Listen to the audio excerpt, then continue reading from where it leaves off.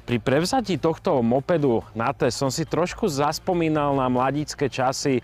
To z toho dôvodu, že prvé jednostopé vozidlo, ktoré som kedykoľvek ja šoféroval, tak bola Babeta.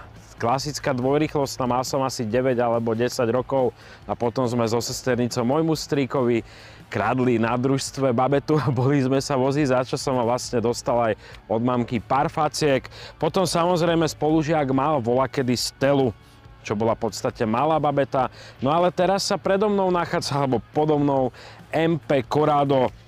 Je to novinka, ktorá spĺňa Euro 5 a samotná firma, ktorá dováža tieto motocykly, alebo teda predáva, uvádza, že je to asi možno posledný moped so spaľovacím motorom. To však uvidí čas. Ja ťa vítam pri ďalšom teste a poďme sa pozrieť na túto, dovolím si povedať, zaujímavú motorku, aj keď je to moped. Ideme na to.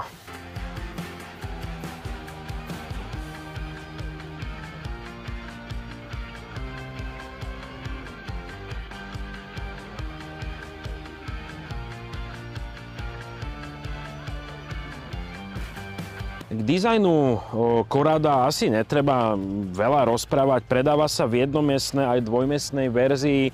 Nosnosť Corrada, keď je v dvojmiestnej verzii, je 170 kg, takže dvaja Lubošovia, čiže ja mám 82 kg, by sa bez problémov zmestili na Corrado, ale už to potom neťahá. O tom potom. Sme v modernej dobe, takže už je samozrejmosťou LED svetlomet, nie je tu žiadna žiarovka, čo je super. Celkovo po dizajnovej stránke nemám čo mopedu vytknúť, vyzerá celkom pekne. V ponuke je viacero farebných variácií. Za príplatok tu je takýto plexištít, ktorý za mňa nespĺňa žiadnu úlohu, ale OK. Ale je tu takýto praktický kufríček, kde si môže dať na rade. Niekto možno fľašku od piva, keď ide na ryby, ale už potom naspäť ide pešo. No a samozrejmosťou nesmiem zabudnúť, je tu 3-litrová nádrž, ktorá má už čerpadlo spodnej časti, takže viem využiť kompletne celú nádrž alebo celú kapacitu. Dojazd na jednu nádrž je približne 200 km, spotreba sa tu hýbe okolo 1,3 až 1,5 litra na 100 km. Poďme ale k motoru.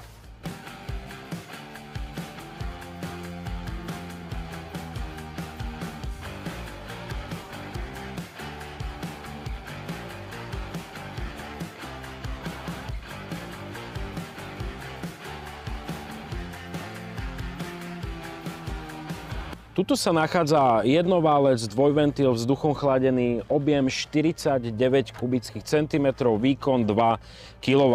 Nie sú to nejaké závratné hodnoty, na druhej strane na bežné odvezenie to stačí. Tie rozbehy sú celkom plynulé, nemám tu čo kritizovať. Maximálna rýchlosť tohto stroja je niečo cez 60 km za hodinu podľa tachometra, avšak už od 55 cítiť, že ten motor už strašne už je v otáčkach, už mu to vadí, vibruje to a keď prejdeš nad 60 km za hodinu, tak už cítiš, že tomu motoru to jednoducho vadí. Áno, ak potrebuješ niekde trošku na chvíľku ísť, tak vieš ísť aj rýchlosťou okolo 60 podľa tachometru, avšak dobre sa ten motor cíti niekde okolo 40 až 45 km za hodinu, tam je tá jazda úplne komfortná. Ak náhodou ti dojde palivo, alebo z nejakého dôvodu si v pešej zóne ako ja, vieš prepnúť na pedále a vieš odpedálovať úplne bez problémov po chodníku, čo je obrovská výhoda. Celko ten motor má veľmi príjemný štvortaktný zvuk.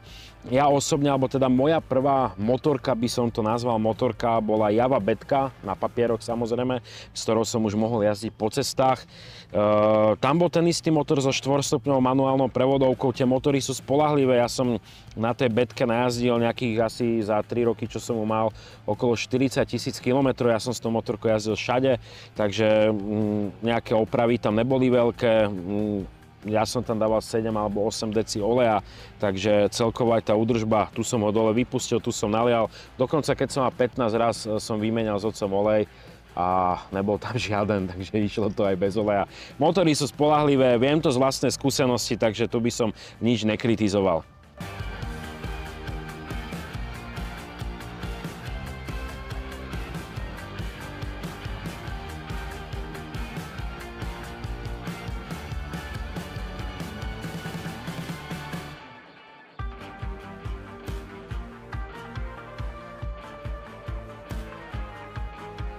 Hmotnosť Corrada je 68 kg, takže napríklad túto motorku, alebo teda moped, môžu využiť aj napríklad rôzne firmy, ale aj pretekárske týmy, keď niekde cestujú, po prípade niekto do karavanu a tak ďalej. Tá motorka, ale teda moped, stále motorka, je veľmi malá.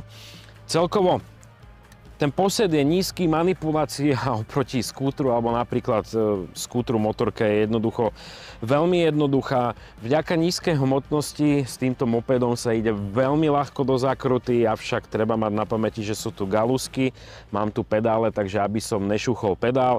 Áno, je tu síce 50-ka, ale do niektorých zákrut to vieš v 50-ke nahnať celkom svižne a dokonca aj podpredbehať niektoré autá. Takže celkovo tá manipulácia je dobrá. Taktiež aj keď s tým ideš niekde, či už ja som tú motorku, moped parkoval vo vchode, v bytovke, vyjdeš niekde v pivnici, akože v výťahu dokonca. A manipulácia je jednoduchá, tú motorku uskladní všade, dokonca aj do auta, do väčšieho kombíku to zmestíš, čo je obrovská výhoda tohto stroja. Taktiež je výhoda a kúpil by som určite dvojsedadlovú verziu, a to z toho dôvodu, keď ten moped si budeš brávať niekde na dovolenku, do karavanu, do auta po prípade, tak jednoducho dvaja sa tu odveziete niekde do obchodu na kávu v Chorvátsku, v Taliansku. Určite si tento moped viem predstaviť.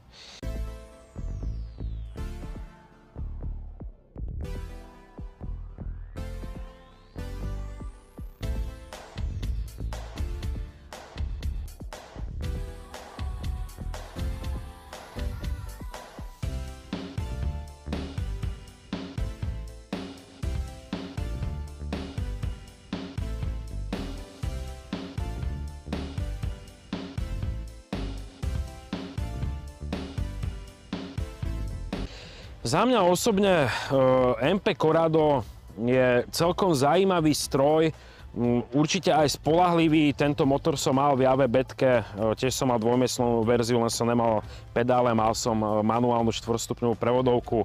Bez problémov to slúžilo, fungovalo to. Jedine, čo som ja vtedy robil, tak som si vymenil reťaz, lebo tá sa mi roztrhala, som si za kvalitnejšiu reťaz a zadné ložisko som hneď vymenil. To bolo všetko, čo som vtedy na tom stroji, dokiaľ som nehavaroval na tom, tak čo som robil. Celkovo MP Corrado je zaujímavý moped s nízkymi prevádzkovými nákladmi. S týmto strojom nemusíš chodiť na STK. Poistka ročná na toto je približne 8 €, strop je do 10 €, takže sú tu nízke prevádzkové náklady, nízke diely alebo nízka cena náhradných dielov. Túto motorku, alebo teda moped opravíš fakt, že doslovne na kolene. Sám viem, keď som mal betku, či už ja alebo s otcom sme to opravovali jednoducho v pivnici. Zobereš si jednoduché nárade, pár kľúčov, šrobovák, kladivo a na kolene tu opravíš čokoľvek. Nízka spotreba a taktiež aj malé rozmery. Ak hľadáš nejaký stroj na dedinu alebo niekde nejaké približovatko, po prípade často cestuješ a potrebuješ mať niečo maličké na dovolenku, či už do firmy niekde po areáli alebo aj na pretekárske týmy, viem si to doslova predstaviť, že by sme to zobrali, naložili do dodávky, keď ideme na rally a jednoducho po DP a kade-tade na riaditeľstvo, keď potrebuješ papierovačky vybaviť, ideš s tým. My používame elektrické kolobežky, ale ja sa na elektrických kolobežkách bojím jazdiť, takže pre mňa by toto bolo rozhodne lepšie. Je to vždy ale o tom, isto vyskúšať k tomu dílerovi, k tomu predajcovi a urobiť si vlastný názor. Za mňa osobne dobrá skúsenosť, páčil sa mi týchto pár dní jazdiť na tejto mašinke, aspoň som si zaspomínal na detské časy. Správaj sa bezpečne na cestách, buď zodpovedný, vždy jazdí iba v spôsobilom stave, na motorke minimálne s helmou a s rukavicami. No a začína nám už teplo, konečne motorkárska sezóna, ani sa nenazdáme a už sa uvidíme na tanci slnka v strede leta. No a čoskoro už spolu s Romanom vám budeme prinášať testy motocyklov. Správaj sa bezpečne na cestách, buď zodpovedný a vidíme sa pri ďalších testoch. Čau, čau.